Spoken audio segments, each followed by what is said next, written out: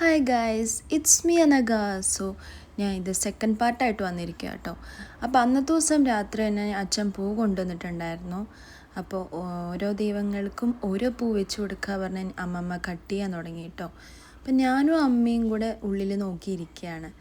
അപ്പോൾ എന്തായാലും ഇപ്പം തന്നെ ചെയ്തു വെച്ച് കഴിഞ്ഞാൽ കണി കാണുമ്പോൾ നല്ല ഭംഗി ഉണ്ടാവും എന്നുള്ള കാര്യം സംശയമില്ലല്ലോ. സോ അപ്പോൾ ഞങ്ങൾ ഇതൊക്കെ നോക്കിയിരുന്ന് അങ്ങനെ 2 പടക്കമൊക്കെ പൊട്ടിച്ച് കിടന്നു കേട്ടോ. പടക്കം പൊട്ടിയപ്പോ ഞാൻ വിചാരിച്ചു എല്ലാരും വെടിവെച്ചിട്ടതാണ്. രാത്രി കിടക്കുമ്പോഴേ നാമം ചൊല്ലിട്ട് കിടക്കണം, അല്ലെങ്കിൽ ഇങ്ങനത്തെ സ്വപ്നമൊക്കെ കാണും. നേരെ പോന്നി തന്നെയാ ഇങ്ങോട്ട് എടുത്തോട്ട്. ഭഗവാൻ ഷാരോദ ചക്കയല്ലേ മേത് അടുത്തിരിക്കുന്ന കൃഷ്ണൻ നോക്കടാ. മാധവോ സുഗുണനാ. ഇന്ന് വിഷുവാണ്, കുരുത്തക്കടനൊന്നും പോരുത്. അപ്പോൾ ഇതാണ് കേട്ടോ നമ്മൾ ഒരുക്കിയ കണി. ഇന്നലെ എല്ലാം കണ്ടിട്ടുണ്ടെന്നുണ്ടെങ്കിലും അന്നത്തെ ദിവസം രാവിലെ കാണുമ്പോൾ അതൊരു ഐശ്വര്യം തന്നെയാണ്. സോ പിന്നെ അങ്ങനെ അമ്പലത്തിൽ പോയി സാധാ പോലെ ഉറങ്ങി ടി വി അന്നത്തെ ദിവസം തന്നെ വൈകുന്നേരം ചിക്കൻ കുറച്ച് വാങ്ങിയാലോ പറഞ്ഞ് ഞാൻ ചിക്കനൊക്കെ വാങ്ങി. അപ്പം അതിൻ്റെ തയ്യാറെടുപ്പാട്ടോ. ഉള്ളിയും തക്കാളിയൊക്കെ മുറിച്ചു. അതിൻ്റെ ഇടയിൽ ഏട്ടനാണെങ്കിൽ വർക്ക് ഫ്രം ഹോം ആയിരുന്നു, ആള് വർക്ക് ചെയ്യായിരുന്നു. അമ്മയാണെങ്കിൽ കണി ഒരുക്കിയതെല്ലാം വൃത്തിയാക്കി ഓരോന്ന് മാറ്റി വയ്ക്കുമായിരുന്നു. അപ്പം ഞാൻ അവിടെ പോയി ഇങ്ങനെ കുറച്ച് നിന്നു. അത് ഞാൻ അച്ഛനെ നോക്കണമെങ്കിൽ കളിയാണായിരുന്നു. ഒന്നിനു വേണ്ടി അച്ഛനെ ഉപേക്ഷിക്കാറില്ല. അങ്ങനെ വീണ്ടും അടുക്കളയ്ക്ക് എത്തി ഏട്ടൻ്റെ ഫ്രണ്ട് ടി വി ഒന്ന് കാണിക്കുകയാണ് ഗൈസ്. ആള് ചിരിക്കണൊക്കെ ഉണ്ട്. അപ്പം ഇന്നലത്തെ ബാക്കി പടക്കമുണ്ട്, നമുക്ക് പൊട്ടിക്കാമല്ലോ പറഞ്ഞ് ഞാൻ ഏട്ടനെ പിടിച്ച് വലിച്ചു കൊണ്ടുവന്ന് ആള് പൊട്ടിക്കാൻ വേണ്ടി നിന്നു. അപ്പോഴാണ് അങ്ങനെ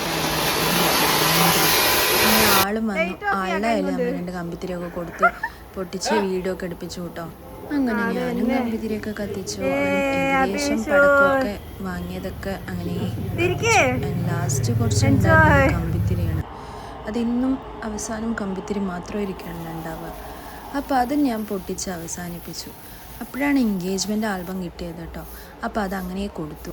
അപ്പോൾ അത് ഭയങ്കരമായി ആസ്വദിച്ച് കാണിരുന്നു. ഈ നേരം അവിടെ ചിക്കന് വേണ്ടി ഉണ്ടാക്കാനുള്ള ഇൻഗ്രീഡിയൻസൊക്കെ സെറ്റാക്കുമായിരുന്നു.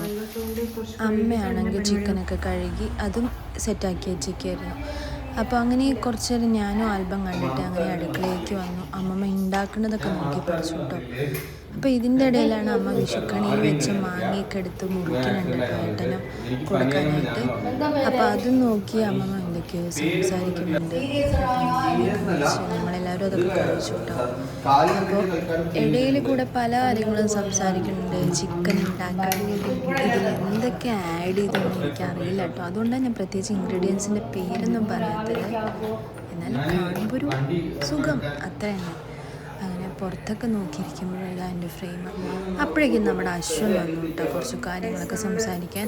ഞാൻ അവിടെയും ഇവിടെയായിട്ട് അങ്ങോട്ട് കിടക്കുക ഇങ്ങോട്ട് കിടക്കുക. അതിനിടയിൽ അമ്മമ്മ പപ്പടം കാച്ചിട്ടുണ്ട്, ചിക്കൻ കുക്കറിലൊക്കെ വെച്ചു. അതിനുവേണ്ടി വെയിറ്റ് ചെയ്യായിരുന്നു. അപ്പോൾ 10-20 മിനിറ്റ് കഴിഞ്ഞിട്ട് അതൊക്കെ നോക്കി അങ്ങനെ രാഹുലേട്ടൻ വന്ന് എന്തൊക്കെയോ സംസാരിക്കുന്നുണ്ട്. അപ്പോഴാണ് ഞാൻ കിട്ടിയ പൈസ കൊണ്ട് പെയ്താവാനൊന്ന് ശ്രമിച്ചത്. അങ്ങനെ 30 സെക്കൻഡ് ടൈമൊക്കെ വെച്ച് അങ്ങോട്ട് എണ്ണാൻ തുടങ്ങി ഗായ്സ്. ഞാൻ ആകെ എണ്ണിയത് 55 നോട്ടാട്ടോ. കാണുന്ന പോലെ ഒന്നല്ല. റീല് കാണുമ്പോൾ നമ്മൾ വിചാരിക്കും നമുക്കൊക്കെ അത് പറ്റും, നമ്മുടെയിലൊക്കെ കിട്ടണം. അങ്ങനെ സംഭവം സീനാണ്. 30 സെക്കൻഡ് കൊണ്ട് കുറച്ച് ബുദ്ധിമുട്ടൊക്കെ തന്നെയാണ് നമുക്ക്. പിന്നെ അത്രയും നന്നായി എണ്ണ അറിയണവർക്ക് സെറ്റായിരിക്കും കേട്ടോ. അപ്പോൾ അങ്ങനെ വീഡിയോ ഒക്കെ എടുത്ത് ഞങ്ങൾ ഭയങ്കര അടിപൊളിയാക്കി കറക്റ്റ് റീൽ പോലെയൊക്കെ ആക്കിയിട്ടു. അപ്പോൾ തന്നെ 26 സെക്കൻഡായി 27 സെക്കൻഡായി പറഞ്ഞ രാഹുലേട്ടൻ്റെ ഓരോ ഡയലോഗ്. അങ്ങനെ അതൊക്കെ കഴിഞ്ഞ് ക്ഷീണിച്ചോട്ടെ ഞങ്ങൾ. എണ്ണി ക്ഷീണിച്ച് ഞാനാണേലും ക്ഷീണം മുഴുവൻ രാഹുലേട്ടൻ തന്നെ ആയിരുന്നു. ആൻഡ് ഫൈനലി നമ്മുടെ ചിക്കനായി എന്നുള്ളതിനുള്ള തെളിവാണ്. നല്ല മണമായിരുന്നു കേട്ടോ. ഇതാ ചിക്കൻ മസാല ഒന്നറിയില്ല, അടിപൊളി മണമായിരുന്നു.